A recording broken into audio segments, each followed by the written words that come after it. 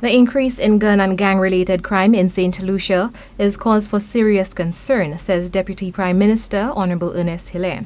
Hilaire states it is a growing area of concern in the region, where he believes that individuals have grown desensitized to the lives of other people and indifferent to others, that it has gotten out of hand.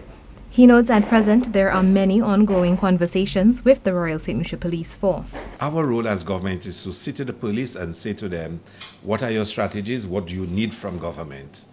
And then to provide it for them. We are not trained law enforcement. We're not experts in criminology and whatnot.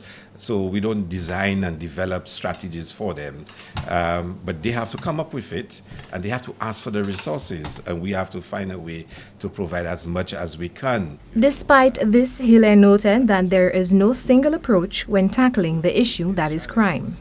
I'm always predisposed to supporting, first and foremost, greater social interventions to create opportunities for people, for educating our people, for providing psychological and other support for our people to try and change patterns of life. And of course, law enforcement comes in when all else fails. But there are different approaches, and there's no single approach that can solve the problem.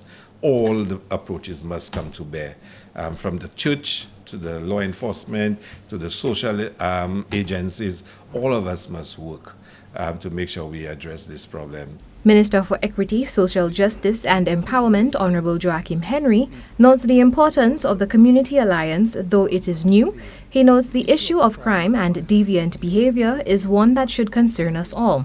With initiatives like RISE and newly launched ACT, these non-governmental organizations play a pivotal role in epitomizing the concept of everyone's involvement as a collective in the battle against crime.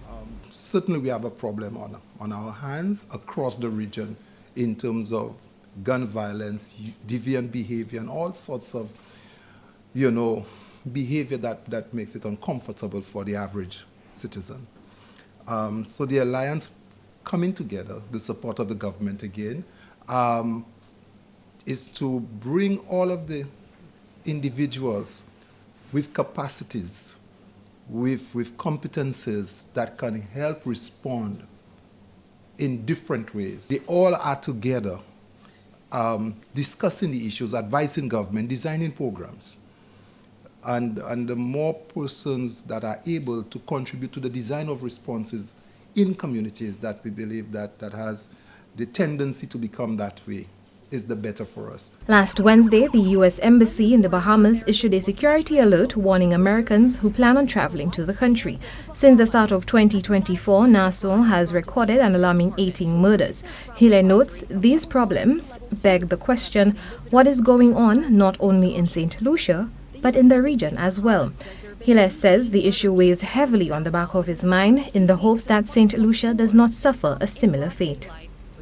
Every single day, like you said, it's at the back of my mind that this does not get out of hand and we have to face the threat of a travel advisory. Saint Lucia has recorded 8 homicides since 2024 began. The latest incident occurred in West Hall Group VA4 at approximately 9:30 p.m.